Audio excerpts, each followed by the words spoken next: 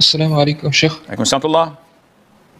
Sheikh, can you describe the concept of permissibility of the things that are illegal by the government? For example, if someone is running a business that is illegal but not haram, it's halal but it's illegal according to the government. So the income would be haram or the act is sinful? Jazakallahu khairan. Default is that we should abide by the law of the country.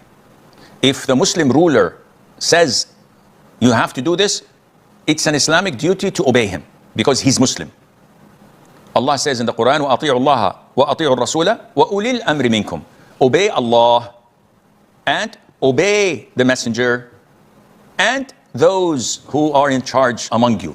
He did not say, and obey those whom in charge among you, which means that the obedience of the rulers must comply with the obedience of Allah and the messenger ﷺ. They don't have their own independent obedience that is unconditional. So if they ordered us to do something that is haram, which Allah or the Prophet ﷺ told us not to do, we must not obey them.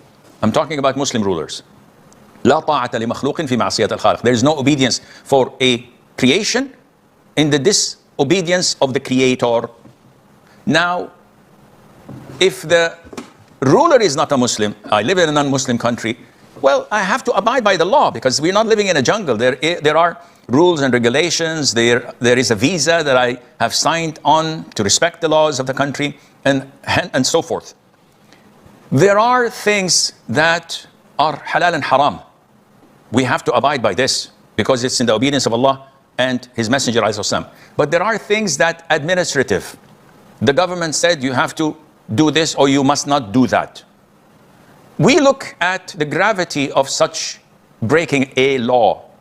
If the law breaking it is normal, so if you cross the speed limit by 10 kilometers, we will fine you X amount of riyals or dollars. That's it? That's it. Okay, I'm fine. I have a lot of money. So I may cross the speed limit by 10 or 20 kilometers. I wouldn't do like 200 miles per hour. That's dangerous for my life and for the others. But exceeding it a little bit. If the government says you're not allowed to give or you're not allowed to work after working hours in your company. You work 8 hours in your company. You're not allowed to do something else in your spare time. But I can work online. I could do things online. And I'm not harming anyone. Yeah, but this is illegal. So, I'm not harming anyone. I'm not dealing in haram. I'm not taking people's jobs. So doing such a thing, if I was caught with my hand in the cookie jar, they would fine me. I'm willing to pay the fine.